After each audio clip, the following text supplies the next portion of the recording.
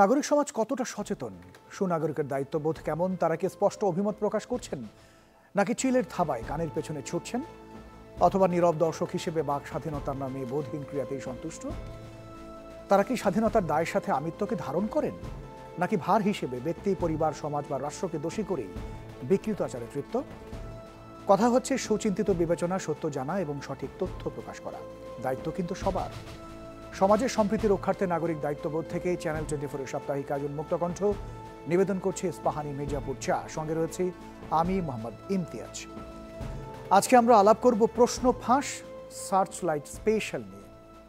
তার আগে আমরা জেনে নিব বিশেষ কিছু শিরোনাম এবং সোশ্যাল মিডিয়ায় প্রকাশিত সপ্তাহের এমন কিছু খবর যার সত্যতা জানা আপনাদের অত্যন্ত প্রয়োজন।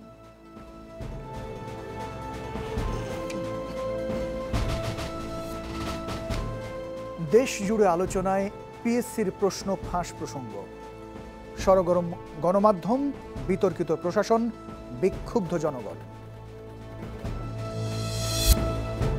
24তম বিসিএস পরীক্ষায় তাহসান খানকে নিয়ে যে পোস্ট ভাইরাল হচ্ছে তা ঠিক নয়। বাতিলকৃত 24তম বিসিএস পরীক্ষাটি পুনরায় অনুষ্ঠিত হয় ঠিকই, কিন্তু তার ফলাফল তালিকায়ও তাহসান খানের নাম ছিল না।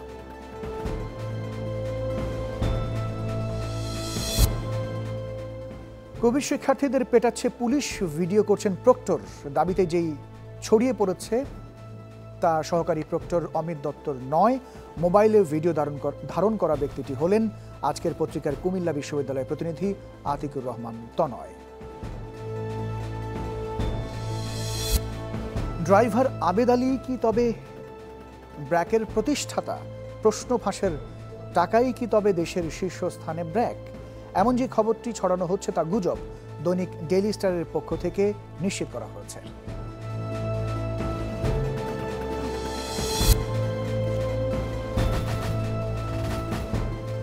বিশেষ কিছু শিরোনাম এতক্ষণ আমরা শুনছিলাম। যেমনটি বলছিলাম, প্রশ্ন ফাঁস সার্চ লাইট স্পেশাল, এই বিষয়টি নিয়ে আমরা আজকে আলোচনা করব।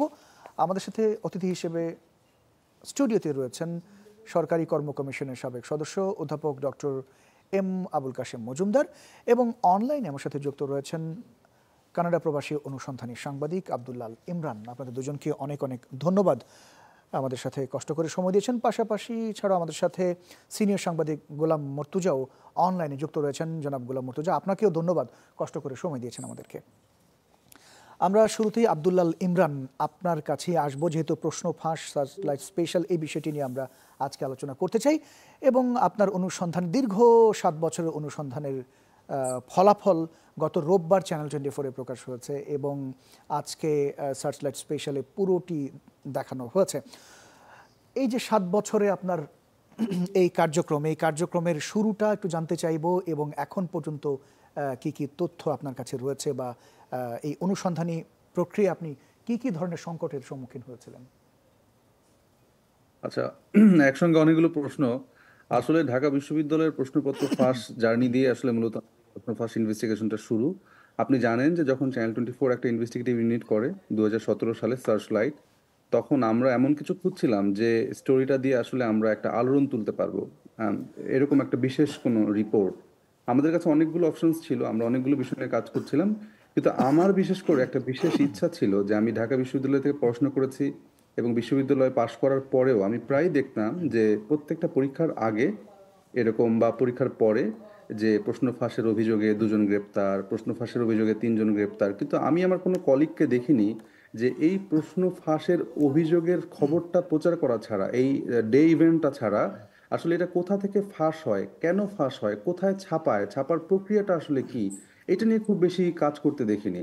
তো ওই জায়গা থেকে আমার মধ্যে একটা কৌতূহল তৈরি হয় যে আমি একটু জানার চেষ্টা করব যে আসলে কিভাবে ফাঁস হয়, এবং আমি যদি ক্লায়েন্ট সাজিয়ে বা ক্লায়েন্ট হয়ে নিজে অভিভাবক হয়ে এই চক্রটার সঙ্গে মেশার চেষ্টা করি, তাহলে তো আমি নিশ্চয়ই ধাপে ধাপে একের পর এক যেতে যেতে পারবো। আসলে ওই জায়গা থেকে আমার এই কৌতূহল থেকে আসলে মূলত এই অনুসন্ধানটা শুরু। এরপরে আপনারা সবাই জানেন যে ঢাকা বিশ্ববিদ্যালয় প্রশ্নপত্র ফাঁস অনুসন্ধান আমাদের চ্যানেল 24 একটা অনেক বড় একটা ব্রেকিং স্টোরি ছিল। আমরা 8টি রিপোর্ট করেছি এই গ্রাউন্ডে, এবং এরপরে 87 জন শিক্ষার্থীকে আজীবন বহিষ্কার করা হয়েছে ঢাকা বিশ্ববিদ্যালয় থেকে। এরপরে সিআইডি মামলা করেছে, ওরাও অনেক ধরপাকড় করেছে, 100 প্রায় 47 জনের নামে চার্জশিট দিয়েছে। সেটা অনেক বড় ঘটনা, আমি ওটার জন্য অ্যাওয়ার্ডও পেয়েছি। তো ওই অনুসন্ধানটা করতে গিয়ে সাইমultaneously পরের বছরও কিন্তু ঢাকা বিশ্ববিদ্যালয়ের প্রশ্নপত্র ফাঁস হয় 18 সালে আবার ডি ইউনিটের। এবং সেটিও কিন্তু চ্যানেল 24 আমরাই রিভিল করি, পিতা পুত্রের প্রশ্ন ফাঁস নামে, যে একজন পিতা এবং তার পুত্র দুজন মিলে আসলে একটা সরকারি প্রিন্টিং প্রেস থেকে প্রশ্নটা ফাঁস করতেন। তো এই দুটো রিপোর্ট করতে গিয়ে আসলে সেকেন্ড রিপোর্টটার সময় আমি খোঁজ পাই যে একটা গ্রুপ আছে যারা আসলে পিএসসি এবং বিসিএস এর প্রশ্ন ফাঁস করতে পারে, এবং এটা আমার বিশ্বাস হয়নি। আমি আহ, এটা বলতেই হবে আসলে। ইভেন আমার আসলে এই রবিবার পর্যন্ত না মেলা পর্যন্ত, ইভেন আজকের রিপোর্টটা অন এয়ার হওয়ার আগ পর্যন্ত, ধরেন আমরা তো টোটাল উইকটা কাজ করেছি, আমার বিশ্বাস হতে চাচ্ছিল না। যেমনটা ঢাকা বিশ্ববিদ্যালয়ের প্রশ্ন ফাঁস আমি আহ, ইঙ্গিত পাচ্ছিলাম যখন একটা ছেলে ক্যামেরায় আমার কাছে স্বীকার করে ফেললো যে হ্যাঁ সে পরীক্ষার আগে প্রশ্ন পেয়েছে, তখন আমার গায়ের পশম দাঁড়িয়ে গিয়েছিল যে তার মানে এটা হয়। মানে রিপোর্টার হিসেবে আমি হয়তো মানে ওইটার পিছনেই ছুটছি, কিন্তু যখন জিনিসটা জানতে পারছি, নিশ্চিত হচ্ছি, তখন আসলে নিজেকেই বিশ্বাস করতে পারছি না, এরকম একটা ফিলিংস হচ্ছিল। তো এই রিপোর্টটার ক্ষেত্রেও আমার ইঙ্গিত ছিল, আমার সোর্স ছিল, আমি দীর্ঘদিন এটা নিয়ে কাজ করেছি। আমি 19 সালে একবার ট্রাই করেছি এটাকে রিভিল করার, কিন্তু ওইবার পরীক্ষাটা, যে পরীক্ষাটাতে আমি টার্গেট করেছিলাম সেই পরীক্ষাটাতে প্রশ্ন পাস করতে পারেনি ওরা। এরপরে কোভিড এলো, সব নিয়োগ পরীক্ষা বন্ধ ছিল, এরপর আমি কানাডা চলে এসেছি, আমি এখানে সিবিসিতে জয়েন করেছি। সো আমি বাংলাদেশ থেকে যে দুটো ইনভেস্টিগেটিভ রিপোর্ট আমার ঝুলিতে করে নিয়ে এসেছিলাম, যে আমি যদি কখনো সুযোগ পাই আমি এটা নিয়ে কাজ করবো, এর মধ্যে এইটা একটা রিপোর্ট ছিল। আপনি যদি আমাকে প্রশ্ন করেন যে একজন রিপোর্টার হিসেবে যে যে সাংবাদিকের কিছু স্বপ্ন থাকে, তো জি। আমার একজন সাংবাদিক হিসেবে একটা স্বপ্ন ছিল যে প্রশ্ন ফাঁস নিয়ে যেহেতু আমি অনেক কাজ করেছি, আমি যদি বিসিএস প্রশ্ন ফাঁসের এই চক্রটাকে ধরতে পারি কোনোভাবে, এবং এটা যদি সত্যি হয়, তাহলে এটা হবে আসলে আমার এই সাংবাদিকতার জীবনের একটা মাইলস্টোন, এবং এই প্রশ্ন ফাঁস অনুসন্ধানের একটা মাইলস্টোন। সেই জায়গা থেকে, সেই ডেডিশনের জায়গা থেকে কিন্তু আসলে ধীরে ধীরে কাজটা করে আমরা এই জায়গাতে এসেছি। এবং আপনি আসলে আমাদের রিপোর্টগুলো দেখলে বুঝবেন যে এটা আসলে একদিন দুই দিনের প্রস্তুতিতে এটা হয় না। এবং একটা ছেলে ক্যামেরায় তার ইমরান, অপরাধ এই যে স্বীকার এই জায়গাটা করছে, যদি একটু ইন্টারাপ্ট করি, এই এটা কিন্তু জায়গাটা যখন একদিন হয় না। ইমরান এই জায়গাটা একটু যদি ইন্টারাপ্ট করি, আপনি যখন ঢাকা বিশ্ববিদ্যালয়ের যে প্রতিবেদন যখন কাজ করেছিলেন, প্রতিবেদনটি তৈরি করেছিলেন 2018-র দিকে, তো তখন আপনি দেখিয়েছেন যে ডিভাইস এবং প্রশ্ন ফাঁস দুভাবেই হতে পারে, বিভিন্ন ডিভাইসের মাধ্যমে আপনি দেখিয়েছেন। তো এই যে এখন বিসিএস পরীক্ষার যে প্রশ্নপত্র ফাঁসের, এখানকার মধ্যে কোনো পার্থক্য খুঁজে পাচ্ছেন কিনা, বা আলাদা কোনো কিছু খুঁজে পাচ্ছেন কিনা? না, এটা তো পার্থক্য আছেই। দেখেন, প্রশ্ন ফাঁস বলতে যেটা বোঝায় যে পরীক্ষার আগে প্রশ্ন ফাঁস হয়ে যাবে, এবং একটা সিগনিফিকেন্ট টাইম আগে, মানে এই 10-5 মিনিট আগে না, একটা বড় সময় আগে, এইটাই হচ্ছে সবচেয়ে বড় প্রশ্ন ফাঁস। আর ডিভাইস পার্টি আছে একটা গ্রুপ, যারা আসলে সেন্টার থেকে পরীক্ষা শুরু হওয়ার 5-10 মিনিটের মধ্যে প্রশ্নটা আউট করে, ওরা ক্যান্ডিডেটদেরকে ভিতরে একটা ডিভাইস দিয়ে পাঠায়, বাইরে থেকে সলভ করে উত্তরটা আবার মোবাইল ফোনে বলে দেয়। এটা সংখ্যাটা কম, সাকসেস রেটও খুব বেশি না। আর এটা আসলে বন্ধ করাও একটু কঠিন, যেহেতু প্রযুক্তির সময়। বাট প্রশ্ন ফাঁস, হার্ডকোর কোয়েশ্চেন ফাঁস, মানে কোয়েশ্চেন লিক, যেটা প্রেস থেকে ধরেন 1 মাস আগে প্রশ্ন ফাঁস হয়ে গেছে, 2 মাস আগে প্রশ্ন ফাঁস হয়ে গেছে, সেইটা হচ্ছে আপনার ভয়াবহ। মানে আসলে কত মানুষের হাতে এটা পৌঁছেছে, কত মানুষ এটার বেনিফিশিয়ারি, এটা কিন্তু আপনি আইডেন্টিফাই করতে পারবেন না। যেমন আমরা এই পিএসসির অনুসন্ধান করতে গিয়ে প্রথমে আমরা নন ক্যাডারের একটা পরীক্ষায় একটা স্টোরি ব্রেক করলাম রবিবারে, এবং একটা জাতীয় গণমাধ্যম যখন বলছে যে 33 থেকে 46 বিসিএস সহ 30টি পরীক্ষার প্রশ্ন ফাঁস, আপনাকে কিন্তু শব্দগুলো মানে খেয়াল করতে হবে যে একটা গণমাধ্যম, জাতীয় গণমাধ্যম, যখন দুটো বিসিএস এর নাম উল্লেখ করেছে 33 এবং 46, আপনাকে বুঝতে হবে যে এই রিপোর্টারের কাছে এই সংক্রান্ত শত শত ডকুমেন্টস, প্রুফ আছে। এটা ছাড়া কিন্তু আসলে একটা রিপোর্টার মানে হুমজিক্যালি, অন্তত আমার মতো রিপোর্টার যে জি। ইন্টারন্যাশনাল মিডিয়াতে এখন কাজ করছে, আমি তো নিশ্চয়ই কোনো শব্দ উচ্চারণ করবো না। সো আমার চ্যালেঞ্জ ছিল, যখন পিএসসি চ্যালেঞ্জ করেছে যে আসলে তাদের নন ক্যাডারের হলেও হতে পারে, কিন্তু বিসিএস এর প্রশ্ন ফাঁস আসলে সম্ভব না। সো আমাদের এইবারের শুক্রবারের আজকের রাতের রিপোর্টটার চ্যালেঞ্জ ছিল যে আমরা প্রমাণ করব বিসিএস প্রশ্ন ফাঁস হয়, এবং সেটা আমরা করে দেখিয়েছি। এবং সেই ক্ষেত্রে আমরা বেছে নিয়েছি 46তমকে, কারণ সর্বশেষ যেটার ইম্প্যাক্ট আছে। আর হাড়ির কিন্তু সবগুলো ভাত টেপার দরকার নাই, আপনি একটা ভাত টিপে যদি প্রমাণ করে দিতে পারেন যে ভাত হয়ে গেছে, তাহলেই কিন্তু হয়। আমরা সেই কাজটাই করেছি, যে বিসিএস প্রশ্ন ফাঁস যে হয়, আমরা একটা বিসিএস কে এক্সাম্পল হিসেবে ধরে প্রুফ করে দিয়েছি, এবং ত্রুটিটা খুঁজে বের করে দিয়েছি পিএসসি কে, যে আপনার এই সিস্টেমে ত্রুটি আছে। আপনি যেটা নিয়ে অহংকার করেন, আপনি যে আল্লাহ ছাড়া কেউ বলতে পারবে না যেটা বলেন, এটা আসলে ঠিক না। এইভাবে গ্রাউন্ড ওয়ার্ক ছাড়া, এইভাবে আসলে সবকিছু না জেনে আপনারা যে ডিনায়াল একটা মুডে আছেন, এই মুড থেকে আপনাদেরকে সরে আসতে হবে, কারণ আপনাদের দিকে লাখ লাখ চাকরির প্রার্থী তাকিয়ে থাকে, তাদের রুটি রুজির ব্যাপার, একটা পরিবার বেঁচে থাকে একটা চাকরি পেলে। এই চাকরির নামে যে প্রহসন, এই যে ধরেন আপনারা দায়িত্ব নিয়ে, পবিত্র দায়িত্ব নিয়ে সেই দায়িত্বটা পালন করতে পারছেন না, এটা খুবই হতাশাজনক। সেটাই আমরা আসলে প্রমাণ করার চেষ্টা করেছি যে আপনারা যেটা বলছেন বাস্তবতা সেটা মিলছে না। কিন্তু ইমরান, একটা বিষয় আমরা বারবার করে দেখছিলাম যে এইখানে ইতোমধ্যে 17 জনকে গ্রেফতার করা হয়েছে এবং তারা সবাই ছোট ছোট কর্মকর্তা, বিশেষ করে ড্রাইভার আবেদ আলীর নামটাই বেশি বড় করে আসছে। তো এছাড়া আপনি তদন্ত করতে গিয়ে কি আরো কারো বিষয় জানতে পেরেছেন? এরকম কোনো তথ্য রয়েছে কি আপনার এটা কাছে? এটা এই মুহূর্তে is very early to tell, কারণ আসলে এটা তো একটা লম্বা অনুসন্ধান। কেবল আমরা লেজটা পেয়েছি এবং আমরা কাজ করতে করতে মিলছে, আমরা মেলাচ্ছি। বিশেষ করে সিআইডি তার মতো করে তদন্ত করবে, আইনি তদন্ত করবে। আমি সাংবাদিক হিসেবে আমার কাছে যে লিড, যে ইনফরমেশনগুলো আছে সেই ইনফরমেশনগুলো নিয়ে আমি কাজ করছি আমার মতো করে আলাদা। আপনি আমাদের রিপোর্ট দেখলেই বুঝবেন যে আমাদের স্বতন্ত্র ওয়ার্ক। সো সেই ক্ষেত্রে আমি বাংলাদেশের মানুষের একটা পার্সপেক্টিভ আপনাকে একটু বলি। যেমন আপনি আপনাদের মনে আছে যে ঢাকা বিশ্ববিদ্যালয়ে একটি মেয়ে ধর্ষণের শিকার হয়েছিলেন, কিন্তু ধর্ষক আমাদের পছন্দ হচ্ছিল না।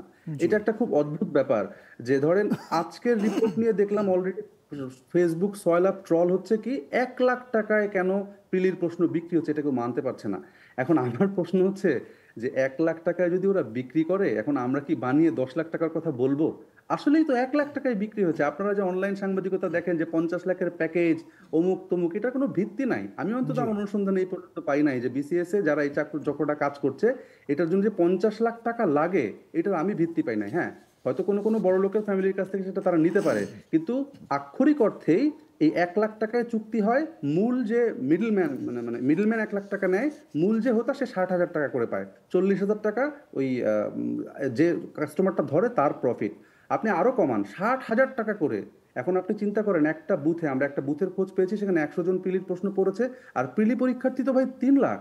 এরকম আপনি যদি 3,000 স্টুডেন্ট ধরেন আর 3,000 স্টুডেন্টের কাছ থেকে যদি আপনি 1 লাখ টাকা করে নেন, এবার কত হয় আপনি হিসাব করেন। সো ওরা তো আসলে বাল্ক অ্যামাউন্ট দিয়ে ব্যাপারটাকে চিন্তা করে। আর রাঘব বলদের যেটা বলছেন সেটা হচ্ছে যে মানে আমাদের এখানে একটা হচ্ছে যে ছোট ছোট লোকেরা কিন্তু অনেক বড় বড় ঘটনা ঘটায় ফেলে। যেমন আমি ঢাকা বিশ্ববিদ্যালয়ের প্রশ্ন ফাঁসের ক্ষেত্রে দেখেছি, আপনি বিশ্বাস করতে পারবেন না যে প্রিন্টিং প্রেসের একটা সাধারণ কর্মচারী, সে ওই প্রশ্নটা দিয়ে 4.5 লাখ টাকা পেয়েছে, কিন্তু ওই প্রশ্নে 30 কোটি টাকার ব্যবসা হয়েছে সে জানে না। মানে সে যে আচ্ছা, বের করে দিয়েছে 3 জনের জন্য, সে পেয়েছে 4.5 লাখ টাকা, কিন্তু ওটা কিন্তু ব্যবসা বিক্রি হয়েছে হয়েছে 3 30 কোটি কোটি টাকা। টাকা। হ্যাঁ, ফলে এই যে ছোট ছোট যারা এটার সঙ্গে যারা জড়িত, ধরেন ড্রাইভার বা অন্যান্য যারা আছে, তারা আসলে মানে ধরেন আবেদ আসলে ছোট না, আবেদ অনেক বড়। এটা আপনারা হয়তো ড্রাইভার বলে তাকে দাম দিচ্ছেন না, কিন্তু আবেদ আবেদ একটা একটা ভেরি ইন্টারেস্টিং ক্যারেক্টার। সো এটার সঙ্গে আরো অনেক মানুষের দায় আছে, যেমন ধরেন যারা আসলে আবেদদেরকে আবেদ হয়ে উঠতে সহায়তা করেছেন, যারা এই ব্যাপারগুলোকে ওভারলুক করেছেন, বা যারা জেনেও না জানার ভান করেছেন। এই ধরনের অনেক মানুষের সম্পৃক্ততা ধীরে ধীরে উঠে আসবে। সেটা কিছুটা পুলিশি তদন্তে আসবে, কিছুটা আসলে আমাদের ফলো আপ ইনভেস্টিগেশনে আসবে। তবে আমি আরো আপনাদেরকে আরো একটা কিছু জিনিস বিষয় নিয়ে ইমরান আপনার কাছে জানবো। 2018 সালে একটা প্রতিবেদন 7 সেপ্টেম্বর প্রকাশ করেছিলেন, আপনারই করা। সেখানে কিছু তথ্য রয়েছে, সেই বিষয়টি নিয়ে আপনার কাছে একটু জানতে চাইবো। একটু পরে আপনার কাছে নিশ্চয়ই আবারও আসবো। জনাব গোলাম মুর্তজা, আপনার কাছে আসতে চাই, এই যে প্রশ্ন ফাঁস ইস্যুতে যেটা আমাদের আব্দুল আল ইমরান বলছিলেন, তার শুরু থেকে বিশ্বাস হয়নি যে বিসিএস পরীক্ষার মতো এই জায়গাটায় প্রশ্ন ফাঁস হতে পারে, এবং তেমনটি ঘটেছে। এবং একেবারেই সর্বশেষ 46তম বিসিএসের টাকে নিয়েই তিনি মূলত কাজ করেছেন। এর আগেরগুলোও রয়েছে, জাস্ট একটা উদাহরণ হিসেবে উনি টেস্ট কেস হিসেবে এটা নিয়ে কাজ করেছেন। এবং তিনি সিস্টেমের ত্রুটির কথাগুলো বলছিলেন। আপনি কি বলবেন এই বিষয়টি নিয়ে? প্রথমত কথা, চ্যানেল 24 এবং সার্চলাইট টিমটাকে খুব বড়ভাবে ধন্যবাদ দিতে হবে যে তারা এত বড় একটি কাজ করেছে। ইমরান এখানে আছেন, তাকে আমি ব্যক্তিগতভাবে প্রাতিষ্ঠানিকভাবে অভিনন্দন জানাই, ধন্যবাদ জানাই, শুভেচ্ছা জানাই, অনেক কিছু জানাই। এটা একটা দিক। আর এর বাইরে যে কথাটি বলা হচ্ছে যে বিশ্বাস হতে চায়নি যে বিসিএস এর প্রশ্ন ফাঁস হয়, এই যে একজন সাংবাদিক হিসেবে বিশ্বাস হতে চায়নি, এই জায়গাটা থেকে যে উনি কাজ শুরু করেছেন, এটা হচ্ছে সাংবাদিকতার প্রথম একটা সঠিক লাইনে তিনি ছিলেন। বিশ্বাস হতে চায়নি, কিন্তু এরকম ঘটনা ঘটে, সেটা আবার তার ভেতরে ছিল, কিছুটা আকার ইঙ্গিত ছিল, কিছু তথ্য ছিল, কিন্তু তারপরেও তিনি বিশ্বাস করতে পারছিলেন না। তিনি নিজেকে বিশ্বাস করানোর জন্য, তার টিমকে বিশ্বাস করানোর জন্য তাকে আসলে বহু পরিশ্রম করতে হয়েছে। যে পরিশ্রমটা তিনি এক লাইনে এখানে বলতেও পারবেন না, আমরাও দর্শকদের বলে বোঝাতে পারবো না। 2 বছর 3 বছর ধরে বাংলাদেশের কোনো সাংবাদিক, বাংলাদেশের কোনো সাংবাদিকের কোনো একটা ইউনিট, কোনো একটা টিম কাজ করে, এটাও কিন্তু একটু অবিশ্বাস্য ব্যাপার। আপনি কথা বলে দেখেন, খোঁজ নিয়ে দেখেন, এটা কিন্তু কোনো জায়গাতে বাংলাদেশে সাধারণত ঘটে না, কিন্তু এই জায়গাটিতে ঘটেছে। এই জায়গাটিতে যে ঘটেছে এবং সেটা রেজাল্ট পাওয়া গেছে, সবচেয়ে বড় ব্যাপার। আর এই রেজাল্টটি আমার কাছে স্বাভাবিকভাবে আপনারা যেভাবে দেখছেন বা ইমরানকে ধন্যবাদ জানালাম, আমি আসলে শুধুমাত্র এইটুকুর মধ্যে দেখছি না। এটা ধরেন একজন সাংবাদিক, কয়েকজন সাংবাদিক মিলে কাজটা তারা করেছেন, তথ্য পেয়েছেন, প্রকাশ করেছেন। এখন আলোড়ন যে তৈরি করতে চেয়েছিলেন, যতটা আলোড়ন তৈরি করতে চেয়েছিলেন তার চেয়ে বেশি আলোড়ন হয়তো তৈরি হয়েছে। কিন্তু ব্যক্তি বা চ্যানেল 24 তার চেয়েও এই জায়গাটিতে মূলত যে কাজটা হয়েছে সেটা হচ্ছে একটা দেশের জন্য কাজ হয়েছে, একটা জাতির জন্য কাজ হয়েছে। কাজটা কি? কাজটা হচ্ছে এখান থেকে আমরা কিছু শিখবো কি শিখবো না, এখান থেকে আমরা ঘুরে দাঁড়াবো নাকি আমরা একই পথে হাঁটবো, এইটা সামনে এসেছে। এখন আমাদের দায়িত্ব হচ্ছে, অন্যান্য মিডিয়া সহ বাংলাদেশের মানুষের দায়িত্ব হচ্ছে, যাদের উপরে দায়িত্ব দেয়া আছে তাদের উপরে এই চাপটা তৈরি করা, আর কিছু গুরুত্বপূর্ণ প্রশ্ন করা। সেই গুরুত্বপূর্ণ প্রশ্নটা আমার কাছে, আমি দিয়ে এই আলোচনাটার আমার মূল বক্তব্য যেটা, জি ইমরান সেটা কিছুটা ইঙ্গিত দিয়েছেন। বিষয়টি হচ্ছে, যখন বলা হলো যে প্রশ্ন ফাঁস হয়েছে পিএসসি থেকে, এই পিএসসি চেয়ারম্যান সাহেব, একটা সাংবিধানিক প্রতিষ্ঠানের চেয়ারম্যান, তিনি প্রথমেই প্রায় সঙ্গে সঙ্গে অস্বীকার করলেন যে না, আমাদের এখান থেকে কিছু হয় না, 1 নাম্বার। জি 2 নাম্বার, তিনি রাতের বেলায় গণমাধ্যমে একটা বেশ বড় একটা প্রেস বিজ্ঞপ্তি পাঠালেন। আমি নিশ্চিত যে ওই প্রেস বিজ্ঞপ্তিটা তারা দুপুর থেকে লিখতে শুরু করেছিলেন, যেটা পরবর্তী বিকেল বা সন্ধ্যা নাগাদ পাঠিয়েছেন। তার মানে ওইটার পেছনে তারা ব্যাপক সময় ব্যয় করেছেন, যে কোথাও হয় না। 12 বছরের সকল পরীক্ষা সুষ্ঠু হয়েছে। এই যে পিএসসি কমিশনারের বক্তব্য, শুধুমাত্র এই একটি বক্তব্যের কারণেই তাকে অভিযুক্ত করা যায়, শুধুমাত্র এই একটি বক্তব্যের কারণে। আমার কথা শুনে মনে হতে পারে যে চেয়ারম্যানকে আমি কেন এই কথাগুলো বলছি। আমাদের একই সঙ্গে আবেদ আলীদেরকে নিয়ে কথা বলতে হবে, সহকারী পরিচালকদের নিয়ে কথা বলতে হবে, একই সঙ্গে চেয়ারম্যানকে নিয়ে এখানে কথা বলতে হবে এই কারণে যে পরবর্তীতে জানা গেল, গণমাধ্যমের অন্যান্য গণমাধ্যম সংবাদ প্রকাশ করলো, প্রথম আলো সহ, তারা যেটা প্রকাশ করলো, তারা প্রকাশ করে জানালো যে এই যে প্রশ্ন ফাঁসের বিষয়টি গণমাধ্যম কম জানতো, কিন্তু চ্যানেল 24 প্রকাশের আগে পর্যন্ত, জি কিন্তু পিএসসির ভেতরে চেয়ারম্যান সহ এটা একটা ওপেন সিক্রেট বিষয় ছিল। তারা নিজেরা তদন্ত করেছে, আবেদ আলীর চাকরি তো পিএসসির তদন্তেই গেছে, জি তো তারা নিজেরা তদন্ত করেছে, অভিযুক্ত করেছে, চাকরিচ্যুত করেছে, বরখাস্ত করেছে। তার মানে এখন আমার প্রশ্নটা যে জায়গাটাতে, এটা সারা দেশের মানুষের প্রশ্ন হওয়া উচিত, সরকারের প্রশ্ন হওয়া উচিত, গোয়েন্দা সংস্থার প্রশ্ন হওয়া উচিত, যে চেয়ারম্যান সাহেব সবকিছু জেনে বুঝে কেন তিনি বললেন যে 12 বছরের সব পরীক্ষা সুষ্ঠু হয়েছে, কেন তিনি বললেন যে আল্লাহ ছাড়া কেউ কিছু জানে না। তিনি নিজেও তো জানেন, তিনি নিজে যে তথ্য জানেন সেই তথ্য তিনি আল্লাহ ছাড়া আর কেউ জানে না, এই যে বললেন। এখন ইমরান তো জানেন এই তথ্য, আল্লাহ ছাড়া কেউ জানেন না বললেন, এখন ইমরান তো জানেন সেই তথ্য, তিনি তো সেটা দেখাচ্ছেন, প্রমাণ সহ দেখাচ্ছেন। ধরুন ইমরান যদি আজকে প্রমাণ ছাড়া, তার কাছে যদি তথ্য প্রমাণ না থাকতো, তিনি যেখানেই থাকেন, চ্যানেল 24 যেভাবেই প্রচার করুক না কেন, কি ঘটনা ঘটতো সেটা আমরা জানি। এই যে এত বড় রিস্ক নিয়ে সংবাদটা প্রকাশ করা হলো, প্রকাশ করে দেখানো হলো যে আল্লাহ তো সবই জানেন, সেটা তো আলাদা ব্যাপার, কিন্তু পিএসসি চেয়ারম্যান জানেন, সহকারী পরিচালকরা জানেন, ড্রাইভাররা জানেন, সাংবাদিক হিসেবে ইমরান জানে, ইমরানের টিম জানে, চ্যানেল 24 দেখালো, আরো গণমাধ্যমের 2-4 জনের বা অনেকের হাতে হয়তো প্রমাণ নাই, কিন্তু তারা জানে যে এই ঘটনাটি ঘটে। তার মানে হচ্ছে, আমার মূল বক্তব্য যে জায়গাটিতে, এই যে এই প্রশ্ন ফাঁসের ঘটনায় আজকের প্রতিবেদনটি সহ, যে বাংলাদেশ এখান থেকে কি শিখলো, যদি বাংলাদেশ এখান থেকে কিছু শিখতে চায়, যদি এই জাতিটিকে মোটামুটি ভাবে একটা সিস্টেমের মধ্যে আনতে চাওয়া হয়, যদি এই জালিয়াত চক্র, যদি প্রশাসনের নেতৃত্বের জায়গাতে আসার সুযোগ বন্ধ করতে চাই, তাহলে পিএসসি কে প্রথমত কথা ঢেলে সাজাতে হবে। ঢেলে সাজানো মানে পদ থেকে সরিয়ে দেয়া না, সাংবিধানিক প্রতিষ্ঠান সরানো কঠিন, কিন্তু তারপরেও পদ থেকে সরানো নয়, অভিযুক্ত যারা আছে তাদের ফৌজদারি অপরাধে বিচার হতে হবে, অপরাধী হিসেবে তাদের বিচার হতে হবে, প্রমাণ হতে হবে। আমি চেয়ারম্যানকে সহ কাউকে আমি এখন অপরাধী বলছি না, কারণ প্রমাণ হওয়ার আগে কাউকে অপরাধী বলা ঠিক নয়। আমি বলছি যারা এই সত্য গোপন করেছেন, যারা অসত্যকে, যারা অপরাধকে প্রশ্রয় দিয়েছেন, অপরাধকে কি বলবো, সহায়তা করেছেন, পৃষ্ঠপোষকতা দিয়েছেন, তারা যদি আবেদ আলী অপরাধী হয়ে থাকে, তাহলে আবেদ আলীকে যারা পৃষ্ঠপোষকতা দিয়ে তৈরি করেছেন তারাও অপরাধী। এখন বিষয়টি হচ্ছে এটা প্রমাণ করার ব্যাপার। গণমাধ্যম কিন্তু সবকিছু প্রমাণ করবে না, চ্যানেল 24 সবকিছু প্রমাণ করবে না। প্রমাণের সংস্থা রাষ্ট্রীয় সংস্থা, সিআইডি বা অন্য যে কোনো সংস্থাকে এটা তদন্ত করতে হবে। তদন্ত করে এখন দেখতে হবে যে পিএসসির চেয়ারম্যান টু ক্রেয়ানি ড্রাইভার কারা জড়িত, কিভাবে জড়িত, কতদিন ধরে জড়িত, তারা কত মানুষকে প্রশাসনের ভেতরে ঢুকিয়েছেন। ঢাকা বিশ্ববিদ্যালয় যে ইতিবাচক কাজটি করেছিল, যে রিপোর্টের পরিপ্রেক্ষিতে শুধুমাত্র অস্বীকার না করে তারা ব্যবস্থা নিয়েছে, শনাক্ত করেছে, শিক্ষার্থীদের বহিষ্কার করেছে। এখন পিএসসির এই তদন্তটা কোন পর্যন্ত যাবে? তারা তো জানে যে কাদের কাছে প্রশ্ন বিক্রি হয়েছে, কোন বিসিএস এ প্রশ্ন বিক্রি হয়েছে, কতগুলো প্রশ্ন বিক্রি হয়েছে, কিভাবে কতজন পরীক্ষায় সুযোগ পেয়েছে, কতজন কোন জায়গায় সুযোগ পেয়ে প্রশাসনে ঢুকেছে, তারা এখন কোথায় কতজন আছে। ধরে নিলাম তর্কের জন্য যদি প্রতীকী অর্থে 10 জনকে শনাক্ত করেও ব্যবস্থা নিতে হয়, তবুও সেটা ব্যবস্থা নিতে হবে। 10,000ও যদি যোগ দিয়ে থাকে, আমি তর্কের জন্য বলছি, 10,000 খোঁজার দরকার নাই। আপনারা প্রতীকী অর্থে হলেও যে সমস্ত বিসিএস এ প্রশ্ন ফাঁস হয়েছে, যে সমস্ত তথ্য আপনারা জানেন, ইমরান যা জানে তার চেয়ে বেশি ভালো এখনো আপনারা জানেন। কারণ আপনারা জানেন বলতে আমি পুরো যারাই প্রশ্নপত্র ফাঁসের সঙ্গে সক্রিয়, প্রশাসনের ভেতরে বা পিএসসির ভেতরে যারা আছেন তাদের কথা বলছি, তারা ভালো জানেন। তো তারা নিজেরা সিআইডি কে তথ্য দেন, রাষ্ট্রীয়ভাবে সরকারকে তথ্য দেন, তথ্য দিয়ে প্রশাসনের ভেতর থেকে এদেরকে খুঁজে বের করে দৃষ্টান্ত তৈরি করেন যে আপনি 10 লাখ টাকা দিয়ে কেনেন, 1 লাখ টাকা দিয়ে কিনেন আর 60,000 টাকা দিয়ে কেনেন, প্রশ্ন কিনে আপনি চাকরি পেতে পারেন, কিন্তু আপনি প্রশ্ন কিনে চাকরিতে থাকতে পারবেন না। ঢাকা বিশ্ববিদ্যালয়ে প্রশ্ন কিনে আপনি ঢাকা বিশ্ববিদ্যালয়ে ভর্তি হতে পারবেন, কিন্তু যে কোনো ইয়ারে, ফার্স্ট ইয়ার সেকেন্ড ইয়ার যে কোনো ইয়ারে গিয়ে আপনাকে শনাক্ত হবেন এবং আপনাকে বের করে দেওয়া হবে।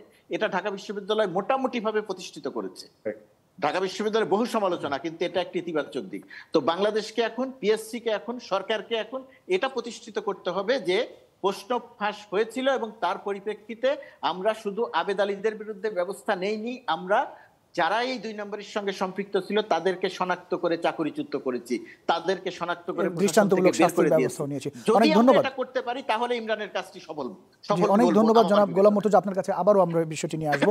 অধ্যাপক ডক্টর এম আবুল কাশেম মজুমদার, আপনি বহুদিন শিক্ষকতা করেছেন, পাশাপাশি পিএসসির সাবেক সদস্য। আপনি শুনছিলেন দুজনের কথা, বিশেষ করে যিনি প্রতিবেদনটি করেছেন আব্দুল্লাহ ইমরান কথা বলেছেন, এবং সিনিয়র সাংবাদিক গোলাম মুর্তজা বলছিলেন, এবং তিনি যেমনটি বলছিলেন যে পিএসসি চেয়ারম্যান এবং সহ আরও যারা কথা বলেছেন যে সত্য গোপন করেছেন, এবং তিনি বলেছেন যে এই পিএসসিকে ঢেলে সাজাতে হবে। ইমরান বলছিলেন যে সিস্টেমের কিছু ত্রুটি রয়েছে, সেই ত্রুটিগুলোকেও ঠিক করতে হবে। আপনি বহুদিন পিএসসিতে ছিলেন, একটু বলবেন। আসলে পাবলিক সার্ভিস কমিশনের সাবেক সদস্য আমি অত্যন্ত হতাশ। হ্যাঁ, আমি 2014 7ই এপ্রিল থেকে 2017 18ই সেপ্টেম্বর পর্যন্ত পাবলিক সার্ভিস কমিশনের সদস্য হিসেবে ছিলাম। এর পরবর্তীতে আমি বাংলাদেশ ইউনিভার্সিটি প্রফেশনাল চলে যাই, যদিও আমার টেনিওর 5 বছর শেষ না হওয়ার পূর্বেই। তো এখানে আমি নিজে গিয়েছি এবং সরকার আমাকে পাঠাইছে, ওইটা না। আমি যে সময়টা ছিলাম, ডেফিনেটলি আমি মনে করি ওই সময়টাতে যদি কোনো রকমের কাজ, ওরকম অন্যায় কাজ, প্রশ্নপত্র থেকে শুরু অন্য যত কোনো কিছু হোক, যদি সেখানে তো আমি নিজেকে সহ আমি মনে করি, আমি নিজেও যে সময় আমি ছিলাম একজন সদস্য হিসেবে, আমার আজকে এখানে মুক্তকণ্ঠে আমি বলবো, যদি ওরকম কোনো সম্পৃক্ততা ইভেন আমারও থাকে, আমি তদন্তের বাইরে থাকতে চাই না। আমি নিজেকে ক্লিয়ার করতে চাই। At the age of 70 public service commission ছেড়েছি 2017 সালে। আজকে 8 বছর পরে এসো, 7 বছর পরে এসো, আমি মনে করি যে যদি আমার কোনো দায়বদ্ধতা থাকে, আমি জানি আমি নিজেরটা নিজে বলতে চাচ্ছি না, তারপরও আমি মনে করি যে আসলে এই ধরনের, যেটা ইমরান একজন সাংবাদিক, সে নিজে এটার পিছিয়ে 6 বছর ধরে কাজ করছে, তারপরে সে আমাদের সামনে প্রথমেই বলতেছিল সে বিশ্বাস করতে পারছিল না। বিশ্বাস করার কথা আমারও না, আমিও পারতেছি না, আমি এখনও পারতেছি না। এবং পাবলিক সার্ভিস কমিশনের যেভাবে তারা বিসিএসের বিশেষ করে ক্যাডার সার্ভিসের ক্ষেত্রে যেটা করে, সেখানে আসলেই আমার কাছে মনে হয় যেন এখানে যে কীভাবে তারা করলো। এখন প্রশ্ন আসলো যে আমাদের সিস্টেমে গলত। আবেদ আলী তার চাকরির ব্যাপারটাই শুরু করেন। সে কিন্তু চাকরি নিয়েছে তার বাড়ি বগুড়া না কোথায় বলে, তার প্রকৃত ঠিকানা দেয়নি। আমি যদি সঠিক না ভুল হলে আমাকে ইমরান শুদ্ধ করবে, কারণ এই যে একটা লোকের উদ্দেশ্যই হলো সে যখন ওখানে ড্রাইভার হিসেবে চাকরিতে ঢুকছে বা ওখানে পাবলিক সার্ভিস কমিশনে ঢুকছে তখন তার ইন্টেনশনটা তখনই ছিল সে কিছু একটা করবে, এবং সে কারণেই সে তার ঠিকানা প্রকৃত ঠিকানা দেয়, সবকিছু গোপন করেছেন। এবং আমি মনে করি, আমি আসলে সত্যিই জানতাম না, আমি এটা আমার অজ্ঞতা হতে পারে, পাবলিক সার্ভিস কমিশনে যারা চাকরি করবে রাইট ফ্রম চেয়ারম্যান থেকে শুরু করে পিএম মেসেঞ্জার পিয়ন যেই হোক তাদের সিকিউরিটি ক্লিয়ারেন্সটা দরকার, একেবারেই দরকার। তাদের প্রত্যেকের সম্পর্কে নারী নক্ষত্র জেনে তাদের 14 পুরুষের ঠিকানা নেই। আমি মনে করি যে শুধুমাত্র আমি মেম্বার ছিলাম বা আমরা যারা বা চেয়ারম্যান আছে বা মেম্বার আছে তাদেরটাই ক্লিয়ারেন্স লাগবে তা নয়, ওখানে যারা এইসব কাজের সাথে সম্পৃক্ত তাদের। এখন প্রবলেমটা হলো কোথায়, আমাদের পাবলিক সার্ভিস কমিশনে আমি জানি, আমি নিজে দেখেছি আমার টেনিওরে, যদিও এখানে পাবলিক সার্ভিস কমিশনের মেম্বারের নেতৃত্বে যদি এটা ক্যাডারের জন্য একজন পরীক্ষা নিয়ন্ত্রক থাকে আলাদা, এমরান আমাকে সিদ্ধ করে দিয়েন 7 বছর আগের কথা, আর নন ক্যাডারের জন্য একজন থাকে। প্রশ্নটা প্রণয়নের পরে এটা কিন্তু পাবলিক সার্ভিস কমিশনের কোনো কর্মকর্তা কর্মচারী ইনক্লুডিং দ্য মেম্বার ও চেয়ারম্যান তারা কিন্তু প্রশ্ন প্রণয়নের সাথে জড়িত থাকে না। প্রশ্ন প্রণয়ন অন্য আমাদের পাবলিক ইউনিভার্সিটিগুলোতে, বিশেষ করে যারা আমাদের বনেদি ইউনিভার্সিটি যেগুলো আছে ঐতিহ্যবাহী, সেগুলো যেভাবে হয় তার চাইতেও আরও বেশি করে কনফিডেন্সিয়ালিটি বজায় রেখে আরও বেশি করে সতর্কতার সাথে, কারণ আপনি হয়তো আমাদের অনার্স মাস্টার্সের একটা পরীক্ষার প্রশ্নতে ত্রুটি বিচ্যুতি থাকলো, এটা নিয়ে যেমনটা পাবলিক সতর্ক কথা বলবে, তার চাইতে পাবলিক সার্ভিস কমিশনের প্রশ্নপত্র তো যদি কোনো ত্রুটি বিচ্যুতি বা ইভেন কি দাড়ি কমারও কোনো ভুল হয় সেটা নিয়ে সতর্ক মিডিয়া বলবেই, এটা স্বাভাবিক। এবং সে কারণে আমি দেখে আসছি আমার 3 বছরের টেনিওরে যে অত্যন্ত সতর্কতার সাথে এবং দেশের যারা বরেণ্য ব্যক্তি বুদ্ধিজীবী তাদের মাধ্যমে প্রশ্নটা করা হয়, এবং সেইভাবেই প্রশ্নপত্র প্রণয়ন থেকে মডারেশন থেকে পরে পাণ্ডুলিপি।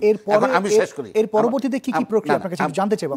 আমার কথাটা এখানে 30 সেকেন্ডের জন্য প্লিজ, যে এখান থেকেই শুরু হয় পাণ্ডুলিপি তৈরি হওয়ার পরে, তখন কিন্তু মেম্বার কমিশনের যারা চেয়ারম্যান এবং মেম্বার তাদের দায়িত্ব কিন্তু শেষ হয়ে যায়, তারা কিন্তু তখন মনিটর করবে, দায়িত্ব কখনো শেষ হবে না পরীক্ষা পর্যন্ত, কিন্তু তখন এটা চলে যাবে যদি এটা নন ক্যাডারের হয়, নন ক্যাডারের পরীক্ষার কাছে। এই প্রক্রিয়াটা আপনার কাছে বিরতির পরে জানবো। দর্শক, ছোট্ট একটা বিরতির সময় হলো, বিরতির পরে আবারও ফিরে আসবো, আশা করি সাথে থাকবেন।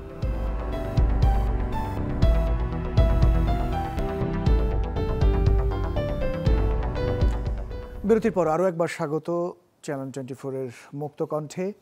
আমরা যে বিষয়টি নিয়ে আলাপ করছিলাম, প্রশ্ন ফাঁস সার্চ লাইট স্পেশাল, এই বিষয়টি নিয়ে এই মুহূর্তে অনলাইনে আমাদের সাথে যুক্ত রয়েছেন চ্যানেল 24-এর অনুসন্ধান সেলের টিম লিডার ফয়সাল আলম। ফয়সাল আলম, আপনাকে অনেক ধন্যবাদ, আপনি কষ্ট করে সময় দিয়েছেন। আমরা বিরতির আগে অধ্যাপক ডক্টর এম আবুল কাশেম মজুমদার আপনার সাথে কথা বলছিলাম। আপনি বিসিএসের যে প্রশ্নপত্র তৈরির এই বিষয়ের প্রক্রিয়ার বিষয়গুলো বলছিলেন, পাণ্ডুলিপি তৈরি হয়, এরপরে কিভাবে কোথায় কোথায় যায় এই বিষয়গুলো। যখন পাণ্ডুলিপিটা প্রশ্নপত্র প্রণয়নের পরবর্তীতে প্রণয়নটা কারা করেন? প্রণয়নটা করতেছে ওই যে পাবলিক সার্ভিস কমিশনের কোনো মেম্বার অথবা কোনো সদস্য, ইভেন কোনো কর্মকর্তা প্রশ্ন প্রণয়ন করেন না। এটা তারা প্যানেল অফ এক্সামিনার্স আছে, ওই প্যানেল অফ এক্সামিনার্সে ডেফিনেটলি দেশের বরেণ্য শিক্ষাবিদগণ, তাদের কাছ থেকে তারা তাদের এক্সপার্টাইজ, ফিল্ড অফ এক্সপার্টাইজ অনুসারে প্রশ্নটা তাদের কাছ থেকে আসে, এবং সেখানে স্বাভাবিক কারণেই প্রশ্নপত্র মডারেশন হয়। ফার্স্ট এক্সামিনার এবং সেকেন্ড এক্সামিনার প্রশ্ন পেয়ে মডারেশন হয়, মডারেশনের পরে ফোনে আলটিমেটলি একটা প্রশ্ন তৈরি হয়, মডারেটেড প্রশ্ন তৈরি হয়, এবং সেটাই হয়তো বা পাণ্ডুলিপি বা ইয়েতে।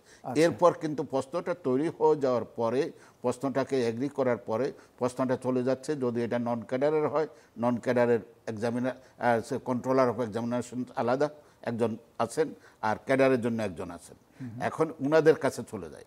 এখন এখানে মোটামুটিভাবে যদি বলি আমি, কমিশনের দায়িত্বটা এখানে শেষ হলো।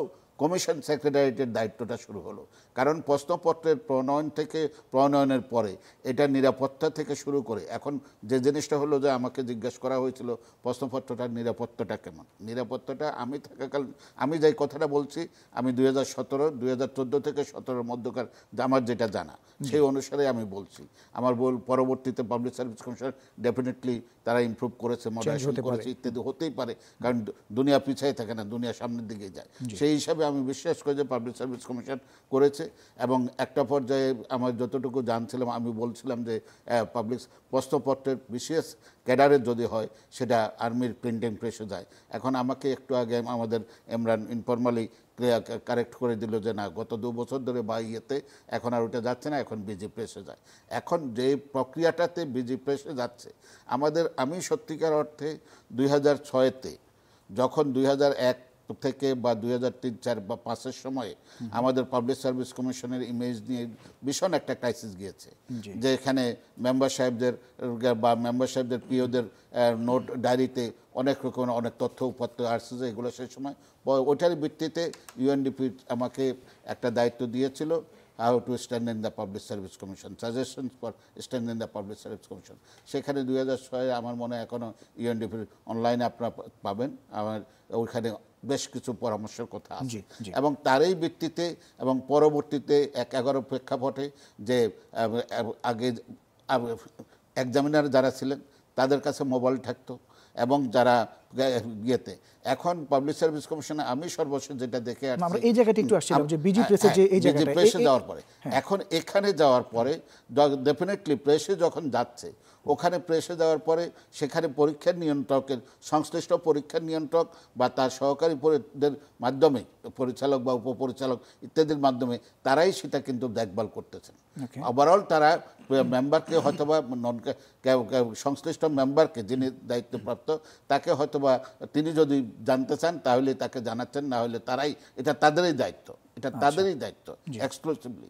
তো এরপর যে এখানে যার জন্যই আমি মনে করি আর কি ইমরান ইয়ে করতেছে, গত 6 বছর 7 বছর কাজ করতেছে, চ্যানেল 24-এর একটা টিম আপনার কাজ করতেছে, আমি শেষ করিনি, সিআইডি কাজ করতেছে, তাদের কাছ থেকে জিনিসটা আরো ক্লিয়ার হবে।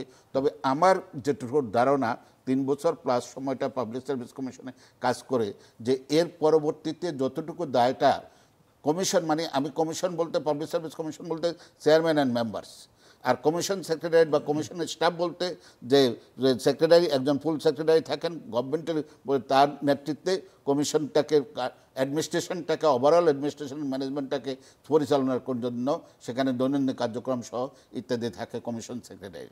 তো এখানে আমার কাছে মনে হয়, আমি জানি না যে আপনি এই সংশ্লিষ্টতাতে যে আমি বিশ্বাস করি এবং আমার বিশ্বাসটা যদি সত্য হয় আমার সাথে খুশি আর কেউ হবে না, যে আমাদের কোনো উচ্চপদস্থ যে মেম্বার বা চেয়ারম্যানরা এরকম অবস্থাতে এখানে হয়তোবা তদন্ততে তাদেরকে পাওয়া যাবে কি না, যদি না হয় তাহলে আমার সাথে খুশি আর কেউ হবে না, আমি ওইভাবেই অনুমান করি। কারণ এরপরে কিন্তু কাজটা কিন্তু প্রশ্ন ফাঁসের জন্য কাজটা এবং পরীক্ষাটা ইয়েটা করা পর্যন্ত, পরীক্ষা নেওয়া পর্যন্ত এখানে হ্যাঁ মেম্বাররা থাকেন, সংশ্লিষ্ট থাকেন, কিন্তু ওই পরীক্ষার ইয়েটা পর্যন্ত আপনি যে কথাটা বলছেন বিজি প্রেসের কাছে যাওয়ার পরে ডেফিনেটলি এই প্রক্রিয়াটাতে আমি আপনাকে সর্বশেষ ওয়াকিবল করতে পারবো না, কারণ বিজি প্রেসে যাওয়ার পরে বিজি প্রেসেই তাদেরই তত্ত্বাবধানে প্রশ্ন প্রণয়নটা হচ্ছে, এবং পরবর্তীতে তাদের মাধ্যমেই তাদের কাছ থেকে আবার পাবলিক সার্ভিস কমিশনের স্টাফরা যে কর্মকর্তারা যেই বিজি প্রেসে প্রশ্ন দিয়ে আসতেছেন, এবং বিজি প্রেস থেকে পরবর্তীতে পাবলিক সার্ভিস কর্মকর্তারাই আনতেছেন, এবং ডেফিনেটলি এবং with security, strong security force নিয়েই ল এনফোর্সিং এজেন্সির সহায়তায় এই কার্যক্রমটা করা হচ্ছে। এখন বিজি প্রেসে যাওয়ার পরে কি হয় না সেটা আমি বলতে পারবো না, আমি এখানে এই বিষয়টাতে না, কারণ আমি যখন ছিলাম তখন আমাদের বিজি প্রেসের উপরে উইথ ডিউ রেসপেক্ট, আমি ব্যক্তি হিসেবে বিজি প্রেসের উপরে আমাদের হয়তো বা তৎকালীন সময়ে রেসপেক্ট অতটুকু ছিল না বলেই আমরা ইনসিস্ট করতাম, এবং আমাদের সময় এটা হয়েছে, আমরা কারেক্ট করতে পারবে 2014 থেকে আমি যত জানি 17 পর্যন্ত আর্মির প্রিন্টিং প্রেসেই পাবলিক জি সার্ভিস অনেক ধন্যবাদ আপনার কাছে এই ক্যাডার বিষয় নিয়ে আমরা সার্ভিসের প্রশ্ন আবার আসবো জনাব ছাপানো হতো। জি অনেক ধন্যবাদ জনাব ফয়সাল আলম, আপনার কাছে একবার একটু আসতে চাই, জানতে চাইবো প্রফেসর মজুমদার যেমনটি বলছিলেন যে কিভাবে প্রিন্ট হয় এটার প্রক্রিয়াটা তিনি বলছিলেন যে স্পেশালাইজড যারা এটা নিয়ে কাজ করেন তাদেরকে দেয়া হয়, তারা প্রশ্নটা তৈরি করার পরে কখনো সেনাবাহিনীর প্রেসে করা হয়েছে, কিন্তু যেমনটি আব্দুল আল ইমরান বলছিলেন যে বিজি প্রেসের মাধ্যমে এটি প্রস্তুত করা হয় গত 2 বছর ধরে। এর পরবর্তীতে প্রফেসর মজুমদার যেমনটি বলছিলেন যে পিএসসির কর্মচারীরা এটি নিয়ে আসেন, তারা এই প্রশ্নগুলো নিয়ে এসে তারা বিভিন্ন জায়গায় এটি পাঠিয়ে দেন।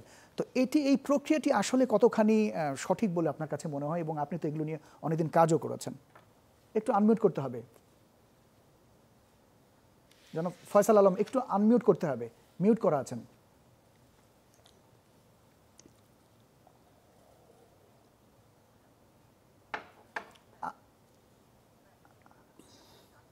একটু আনমিউট করতে হবে, এখনো মিউট আছেন আপনি।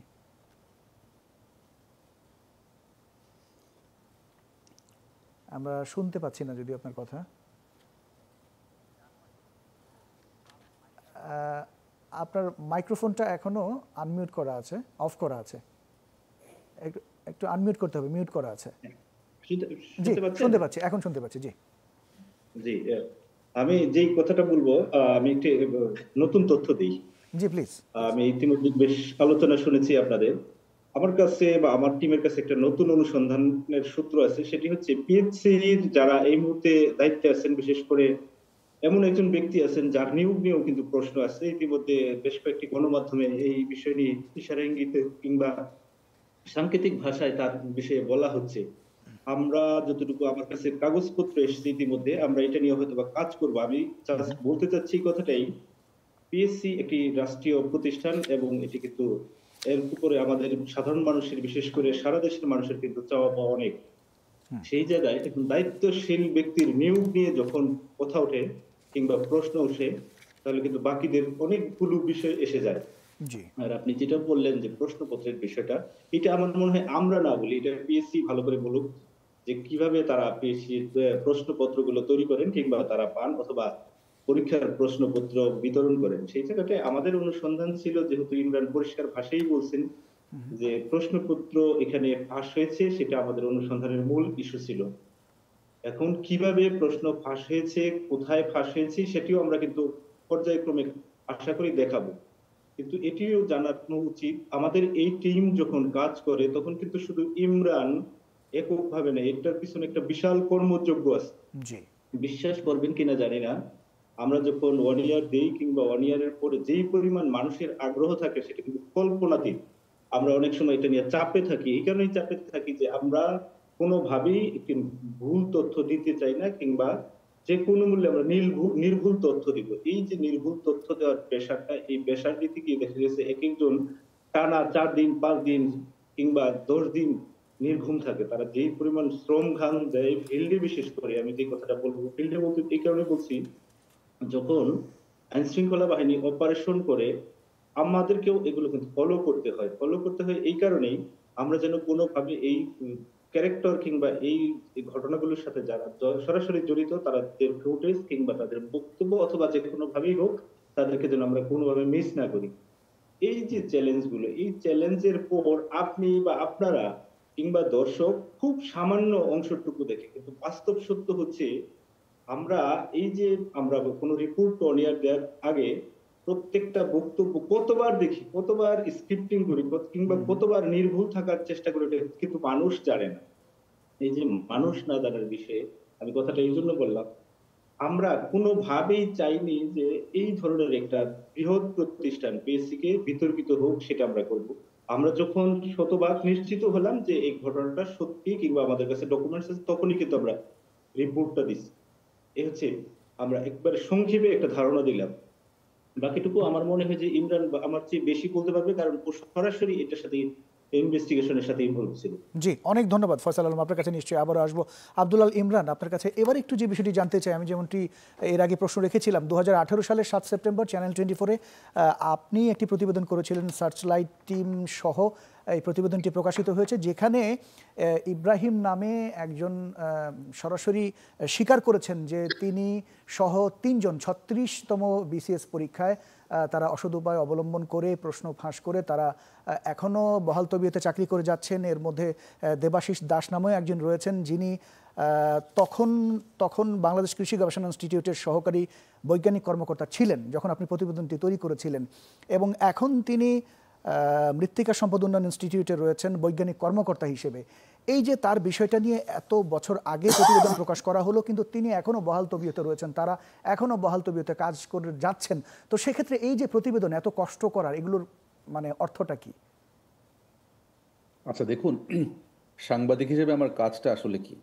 একজন অনুসন্ধানী সাংবাদিক হিসেবে আমার কাজ হচ্ছে কোনো একটি অসঙ্গতি নিয়ে প্রথমে নিজের মনের মধ্যে যে প্রশ্ন তৈরি হয় সেই প্রশ্ন ধরে ধরে উত্তর খোঁজা, উত্তর খুঁজতে খুঁজতে খুঁজতে যখন সেই উত্তরটা পাওয়া যায় সেই উত্তরটা জনমানুষের কল্যাণে গণমানুষকে জানানো।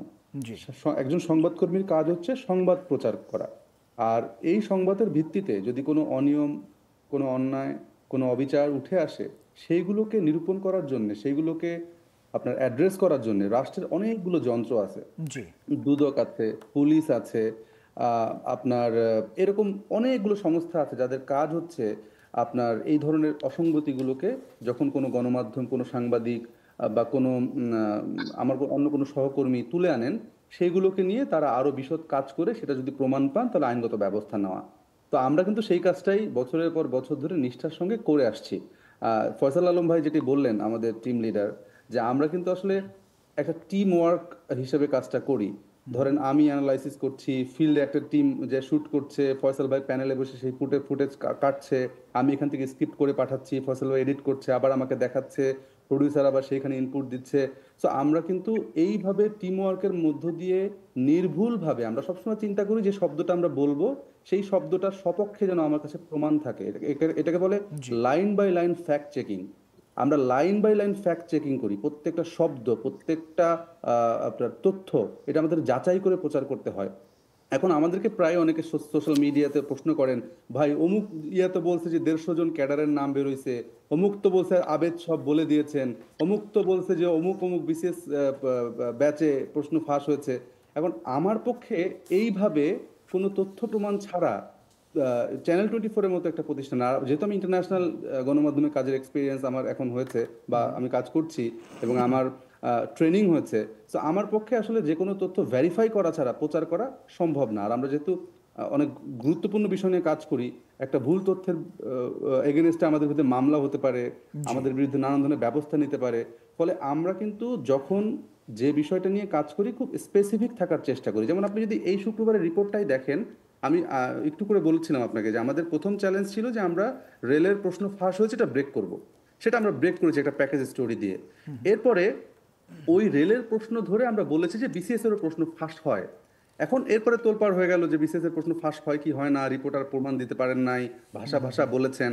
তো আমরা এটা আসলে ওয়েট করছিলাম যে সার্চলাইটের পর্বটায় আমরা আসলে বিসিএসটা মিলিয়ে দেখাবো, এবং অনেক করছেন যে আপনি 33 নিয়ে কেন করলেন না, 35 নিয়ে কেন করলেন না, 44 নিয়ে কেন করলেন না। আমরা আবারও পরিষ্কার করতে চাই যে আমরা এই হাড়ির একটি ভাত টিপে প্রমাণ করতে চেয়েছি এক্সাম্পল হিসেবে যে বিসিএস প্রশ্ন ফাঁস হয় কি হয় না, সেইটা আমরা আসলে 46কে বেছে নিয়েছি, যে 46টা সর্বশেষ, এটার এখনো রেশ রয়ে গেছে, এবং 46 যদি আমরা প্রমাণ করতে পারি সেটি কিন্তু বাতিল হওয়ার সম্ভাবনা আছে। সম্ভাবনা কি, অবশ্যই বাতিল করা উচিত, কারণ এরকম এত বড় এটা এত বড় অনিয়ম হওয়ার পরে এই বিসিএস 46তম বিসিএস এর আর কোনো গ্রহণযোগ্যতা থাকে না। যদি তারপরও পিএসসি গায়ের জন্য এটা ঠেলে নিয়ে যায়, সেটা হবে বাংলাদেশ জাতির ইতিহাসে সবচেয়ে বড় কলঙ্ক, মানে বিশেষ করে চাকরির নিয়োগ পরীক্ষার ইতিহাসে, যে একটা পরীক্ষা কিছুদিন আগে হয়েছে সেটা এই জায়গাটা যদি একটু সাপ্লিমেন্টারি আরেকটা প্রশ্ন করি, যে আপনি 46তম বিসিএস কে একটা টেস্ট কেস হিসেবে আপনি দেখে এটা নিয়ে এগিয়ে চলেছেন, এবং এটা হয়তো লিখিত এখনো হয়নি, প্রফেসর মজুমদার বলছিলেন। তো এই যে 46তম বিসিএস নিয়ে আপনি কাজ করছেন, এর আগেও তো এই ধরনের কাজ হয়ে থাকতে পারে, তো সেগুলো কি বাতিল করা পসিবল হবে? না না, সেটা তো আমি আপনাকে যেটা বলছিলাম যে দেখেন, যেটা বাতিল করা সম্ভব, মানে যেটা এখনো রিটার্ন হয়নি, আমি এখানে ঢাকা বিশ্ববিদ্যালয়ের উদাহরণটা দেব। আপনি সুন্দর করে বলছিলেন যে ঢাকা বিশ্ববিদ্যালয় কি করেছে। ঢাকা বিশ্ববিদ্যালয়ে ভর্তি পরীক্ষা নেওয়ার পরে ওনারা যখন জানতে পারলেন চ্যানেল 24 এরকম একটা স্টোরি ব্রেক করেছে, মাননীয় উপাচার্য মহোদয় আমাদের সঙ্গে যোগাযোগ করলেন, অফিসিয়ালি চিঠি দিয়ে আমাদের কাছে কি তথ্য উপাত্ত আছে নিয়েছেন, আমাদেরকে ডেকেছেন, আমাদের কাছ থেকে শুনেছেন, আমাদের তথ্য উপাত্তর ভিত্তিতে ওনারা কনভিন্স হয়েছেন, তারপর ওনারা পরীক্ষাটি বাতিল করেছেন, নতুন করে আবার একবার পরীক্ষা নিয়েছেন এবং তার আগে ব্যবস্থা নিয়েছেন, বহিষ্কার করেছেন। সো এই ক্ষেত্রে দেখেন পিএসসির স্ট্যান্ডটা কি। পিএসসির স্ট্যান্ডটা হচ্ছে তারা একটা বিশাল বিজ্ঞপ্তি দিয়ে এইটা স্পষ্ট করে বলে দিয়েছে যে 12 বছরে পরীক্ষা সুষ্ঠু হয়েছে, মানে আমরা একটা গণমাধ্যম হিসেবে পিএসসির বিরুদ্ধে একটা ষড়যন্ত্রে লিপ্ত হয়েছে এবং আমাদের দিকে তারা স্পষ্ট করে ইঙ্গিত করেছেন, আমাদের নিয়ে প্রশ্ন তুলেছেন, তারা আমাদের উদ্দেশ্য নিয়ে প্রশ্ন তুলেছেন। অথচ উল্টো হওয়ার কথা ছিল যে আমরা বিনা পয়সায় কোনো ধরনের সুযোগ সুবিধা ছাড়া একটি সাংবিধানিক প্রতিষ্ঠানের ত্রুটি খুঁজে দিয়েছি। মানে আপনি চিন্তা করেন, এটা তো একটা বড় কনসালটেন্ট নিয়োগ করে 6 বছর ধরে অডিট করে তাদের এটা বের করা উচিত ছিল। সেইটা কিন্তু চ্যানেল 24 সার্চলাইট টিম, আমাদের এই যে বিশাল টিম, আমরা কিন্তু 6 বছর পরিশ্রম করে তাদের ত্রুটিটা, এই বাগ ধরে দেওয়া বলে আপনি টেকনোলজির ভাষায়, আমরা কিন্তু বাগ ধরে দিয়েছি। এখন উল্টো আমরা কোশ্চেন হচ্ছি যে আমরা একটা উদ্দেশ্য নিয়ে মাঠে নেমেছি। কেউ বলছেন যে কোটার আগুনে ঘি ঢালছি, কোটা বলছে যে আমরা আসলে সরকারের হয়েই কাজ করছি। তো সাংবাদিক, আমি এনজয় করছি, সাংবাদিকরা আসলে না ঘরকা না ঘাটকা। সো এটাই হচ্ছে প্রকৃত ইনভেস্টিগেটিভ জার্নালিস্টের হচ্ছে মানে এনজয় করার জায়গা, যে কারো মনই আপনি পাবেন না, না পিএসসির মন পাবেন, না সরকারের মন পাবেন, না কোটা আন্দোলনকারীদের মন পাবেন। তবে হ্যাঁ, দিন শেষে আপনি যখন ঘুমাতে যাবেন, দিন শেষে যখন আপনি আয়নায় নিজের মুখটা দেখবেন, তখন শান্তি লাগবে যে অ্যাটলিস্ট দেশের জন্য, সাধারণ মানুষের জন্য, অসংখ্য চাকরি প্রার্থীর জন্য একটা সুষ্ঠু মেধার ভিত্তিতে পরীক্ষা আয়োজনের ব্যবস্থা করেছে। আমি বিশ্বাস করি যে ধাক্কাটা পিএসসি এবার খেয়েছে, এই ধাক্কায় অনেক কিছু পরিবর্তন হবে এবং অনেক অনেক ভালো ভালো পদক্ষেপ তারা নেবে। এবং আমি এখনো বিশ্বাস করি যে এখনো সময় আছে, ডিনায়াল মুডে না থেকে তাদের উচিত এই তথ্যপত্রগুলো আমাদের কাছ থেকে নিয়ে বুঝে অতি দ্রুত রেলের পরীক্ষা এবং এই 46তম বিসিএস, এই দুটো পরীক্ষা নিয়ে তাদের অবশ্যই ভাবা উচিত এবং মানে নতুন করে পরীক্ষা নেওয়ার চিন্তা ভাবনা করা উচিত। এটা আমার ব্যক্তিগত মতামত। জি, অনেক ধন্যবাদ আব্দুল আল ইমরান।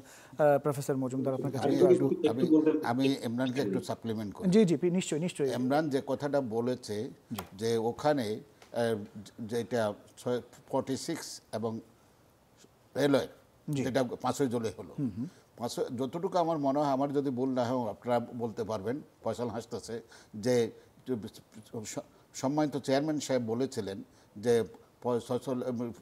অ্যাসিস্ট্যান্ট রেলওয়ের পরীক্ষাটার আগে, প্রশ্নটা যদি আগে আপনারা আমাদেরকে জানাইতেন তাহলে তো আমাদের সুযোগ ছিল পরীক্ষাটাকে বাতিল করার। তো এখন আমার মনে হয় আমি আসলেই এখন পর্যন্ত বিশ্বাস করতে পারি না যে ক্যাডার সার্ভিসের প্রশ্ন ফাঁস হয়। যদি প্রমাণিত হলো, যদি সত্যি হয়ে থাকে, প্রমাণিত হওয়ার পরে, তাহলে আমি মনে করব যে পাবলিক সার্ভিস কমিশনকে সেকেন্ড অ্যান্ড থার্ড লুক দিতে হবে অ্যাবাউট দ্য 46th এক্সামিনেশন। এখন আপনার কথা হলো ঢাকা ইউনিভার্সিটি 87 জনকে আউট করেছে। ঢাকা ইউনিভার্সিটি তো হয়তোবা প্রশ্নপত্র অনেক আগ থেকেও পাস হচ্ছিল, আমরা যখন ছাত্র তখনও হয়তোবা হতে পারতো, কিন্তু ঢাকা ইউনিভার্সিটি তখন আর ওই ছাত্রদেরকে পায়নি, এক্সিস্টিং ছাত্রদের থেকে 87 জনকে নিয়েছে।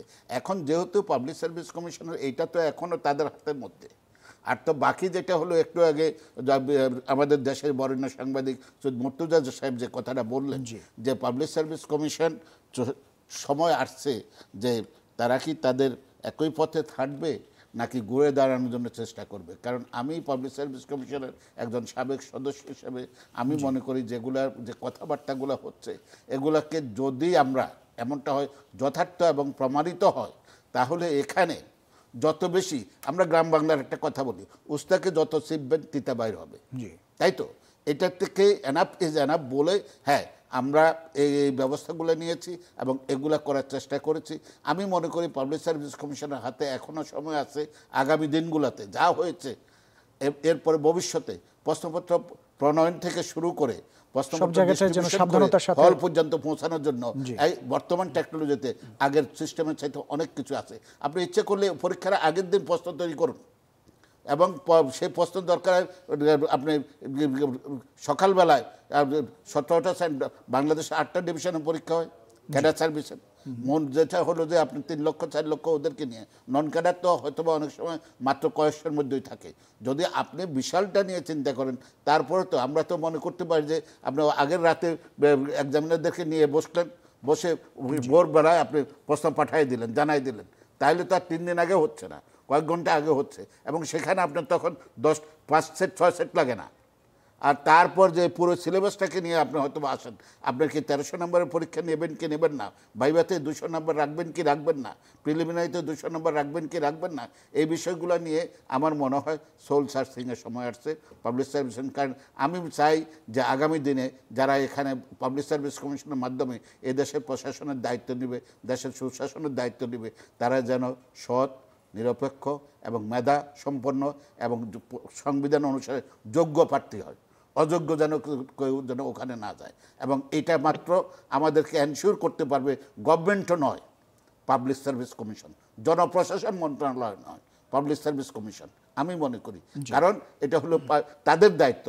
এখন পাবলিক সার্ভিস কমিশন অ্যাপয়েন্টমেন্ট দিচ্ছে না, কিন্তু ওনারা সব কিছু ঠিকঠাক করে দিচ্ছে, এবং অধিকাংশ ক্ষেত্রেই পাবলিক সার্ভিস কমিশনের উপর আস্থা রেখে গভর্নমেন্ট তথা জনপ্রশাসন মন্ত্রণালয় সবাইকে অ্যাপয়েন্টমেন্ট দিয়ে দিচ্ছে।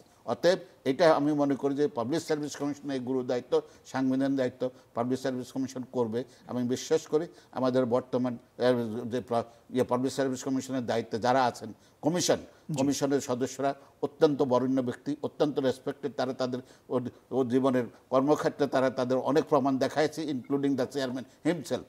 ওনারা এটা নিয়ে বসলে চিন্তাভাবনা করবেন এবং সরকারের পৃষ্ঠপোষকতায় তারা এটা আসবে, আমি সেটাই বিশ্বাস করি। এবং আমি মনে করি যে সত্যিকার অর্থে মুর্তজা সাহেব যেটা বললেন, 10,000কে হয়তো বা আপনি পানিশমেন্ট দিতে পারবেন না, খুঁজেও হয়তো বা পাবেন না, অনেক বিতর্কও থাকবে, কিন্তু 10 জনকে দিলেও আমরা মনে করবো যে হ্যাঁ এই 10 জনকে দেওয়া হয়েছে, পাবলিক আমাদের সাংবাদিকরা আমাদের চোখে আঙ্গুল দিয়ে দেখাই দিয়েছে, এবং আমরা অতীতে যেটা হয়ে গেছে ভবিষ্যতের জন্য কিন্তু নিজেদের পথটাকে আরও সুন্দর মসৃণ করার চেষ্টা করছি, এবং সুশাসন নিশ্চিত করে আমরা পাবলিক সার্ভিস যে সাংবিধানিক যে অর্পিত দায়িত্ব, পবিত্র দায়িত্ব, সেটা পালন করতে সচেষ্ট হবে। জি, আরেকটা বিষয় ছোট্ট করে যদি আপনি বলেন, প্রশ্নপত্র ফাঁসের কোটায় সরকারি চাকরি পেয়ে যারা এখন রাষ্ট্রযন্ত্রের মধ্যে ঢুকে গিয়েছেন, তাদেরকে নিয়ে আমাদের কি ধরনের আশঙ্কার মধ্যে? আমি তো ওই কথাটাই বলেছি, আমি সেটাই বলেছি যে এখানে আপনি হয়তোবা যারা এখন আছেন, ইমরানরা যেভাবে দেখায়ছে, কিন্তু ইমরান তাদের দায়িত্ব পালন করেছে। আমাদের সাংবাদিকরা এখন ইমরান, ওই যে আপনি যে কথাটা বললেন যে ভদ্রলোক এখন অন্য জায়গায় ব্যাটে আছে, তার চাকরি কিছু হয় না 2018 পরে, এটা ইমরানের দায়িত্ব নয়, এটা হলো রাষ্ট্রের দায়িত্ব। রাষ্ট্রকে পানিশমেন্ট দেবে কি দেবে না, রাষ্ট্রকে আইনের শাসন প্রতিষ্ঠা করবে কি করবে না, সেটা রাষ্ট্রের দায়িত্ব। এখন আমি মনে করি যে এখানে ঠিক সিআইডি, ল এনফোর্সিং এজেন্সিস তারা তাদেরকে আইডেন্টিফাই করবে। 33তম থেকে যদি 46তমের মধ্যে, আবারও বলছি, বিসিএস এর ক্যাডারে যদি প্রশ্নপত্র ফাঁস প্রমাণিত হয় এবং সেখান দ্বারা যদি কেউ বেনিফিশিয়ারিজ হয়, আমি মনে করি যে তাদেরকে একই রকমের পানিশমেন্ট আবেদ আলীদের চাইতে বেশি দেওয়া উচিত। এই কারণে তার ইন্টেনশনই খারাপ। আপনি মনে করেন, আমি বিশ্ববিদ্যালয়ে 40 বছর পর শিক্ষকতা করেছি, আমি দেখেছি আমার অধিকাংশ ছাত্রছাত্রী নকলের সুযোগ পেয়ে নকল করেনি, বই সামনে আছে খুঁজে দেখেনি। আমি আমার ছাত্রদেরকে বলতাম, দেখো তুমি অনার্স গ্রাজুয়েট, মাস্টার্স পড়তেছো, তোমাকে কি আমি চোর পুলিশের মতো ভাড়া দেবো? জি, অনেক ধন্যবাদ আপনার কাছে। আর আমরা পরবর্তীতে নিশ্চয়ই আপনার সাথে আবারও কথা বলবো। জনাব ফয়সাল আলম, আপনি যদি এক বাক্যে কিছু বলতে চান, সব শেষ। ধন্যবাদ তারেকবার সুযোগ দেওয়ার জন্য। আমি একটি কথা বলছিলাম প্রথম দিকে, আমি যেটা বললাম যে পিএসসির একজন সদস্য তিনি ইতিমধ্যে বিতর্কের ইঙ্গিত পাচ্ছি, এবং সেটা নিয়ে হয়তো আমরা অনুসন্ধান করব। আমি মনে করি, আমি আবারও বলছি যে পিএসসি আমাদের প্রতিপক্ষ না। পিএসসি যদি আমার এই বক্তব্য শুনে থাকেন, আমরা অবশ্যই আশা করবো যে অন্তত পক্ষে এর আগেই আপনারা আভ্যন্তরীণ ভাবে অনুসন্ধানে নামেন। এই একটি বিষয়। আরেকটি বিষয় আমি জাস্ট বলে রাখি, ইমরান যেটা বলছিল, বিশ্বাস করেন আজকের দিন হচ্ছে শুক্রবারের দিন। এই শুক্রবার দিন মানে সবাই অন্তত পক্ষে রেস্টে থাকে। আমরা কয় ঘন্টা কাজ করেছি এটা হয়তো বা দর্শক কিংবা যারা আমাদের এই রিপোর্ট গুলো দেখেন তারা জানেন। আমি সকাল 7টা থেকে উঠে এখন রাত 12টা পর্যন্ত এই যে ব্যস্ততা, সারাদিনের ব্যস্ততার পর আমি কতটুকু রেস্ট নিয়েছি, ঠিক একইভাবে আমার টিমের যারা কাজ করে তারাও কিন্তু একই অবস্থা। এই জায়গাটা স্পষ্ট করে আমি বলি, আমাদের সাথে ইমরান যেখানে আছে সেখানের পার্থক্য কিন্তু অনেক সময়ের পার্থক্য। এই ইমরানও সেই কানাডায় বসে কিন্তু কন্টিনিউ আমাদের সাথে যোগাযোগ করতেছিলেন, এবং কি পাশাপাশি প্রত্যেকটা ঘটনার সাথে টাইম টু টাইম যোগাযোগ করছিলেন। আমি জাস্ট কথাটা এই জন্য বললাম জি এই যে দর্শক কিংবা মানুষ যে আমাদের ইনভেস্টিগেটিভ রিপোর্ট গুলো দেখে, তারা দেখে 2 মিনিট 1 মিনিট কিংবা ধরেন 5 মিনিট বা 10 মিনিট একটা ঝলকের মতো, কিন্তু এটার কিন্তু পেছনে এর যে পেছনে কতটা কি সময় পরিমাণ কর্মযোগ্য, কি পরিমাণ শ্রম ঘাম দেওয়া লাগে, সেটা যদি কেউ আমাদের পাশে না থাকে তাহলে বিশ্বাস করা সম্ভব না। তাহলে আমরা সেই জায়গাটায় ভুল করবো, নিজেদের পায়ে নিজে কুড়াল মারবো। এত বোকা ইনভেস্টিগেটিভ জার্নালিজমের সাথে যারা জড়িত তারা কিন্তু এরকম হয় না। এখন এই কথাগুলো বললাম এই কারণেই, পিএসসি যেদিন রিপোর্ট হলো, চ্যানেল 24 রিপোর্ট করার পর তারা যে বিবৃতিটা দিয়েছে সেই বিবৃতিটার কারণে এগুলোতে আমি এই কথাগুলো বললাম। আমি আবারও বলছি, তারা আমাদের প্রতিপক্ষ না, তাদেরকে আমরা শত্রু হিসাবেও দেখছি না। তাদের জাস্ট এই জিনিসটা একটু ভিন্নভাবে বিবেচনা করা উচিত, কারণ চ্যানেল 24 দেশের একটি প্রমিনেন্ট টেলিভিশন, তারা অবশ্যই জি উল্টাপাল্টা রিপোর্ট করবে না যে ফেসবুকে যা খুশি তা রিপোর্ট করে অনেক লেখা যায় চ্যানেল 24 সেটা করবে। ধন্যবাদ। অনেক ধন্যবাদ জনাব ফয়সাল আলম, ধন্যবাদ আব্দুল আল ইমরান এবং অনেক ধন্যবাদ অধ্যাপক ডক্টর এম আবুল কাশেম মজুমদার। দর্শক আপনাদেরকে অনেক ধন্যবাদ এতক্ষণ আপনারা যারা সাথে ছিলেন। আগামী সপ্তাহে নতুন কোনো বিষয় নিয়ে নতুন অতিথি নিয়ে আবারও হাজির হব। সেই পর্যন্ত সবাই ভীষণ ভালো থাকবেন।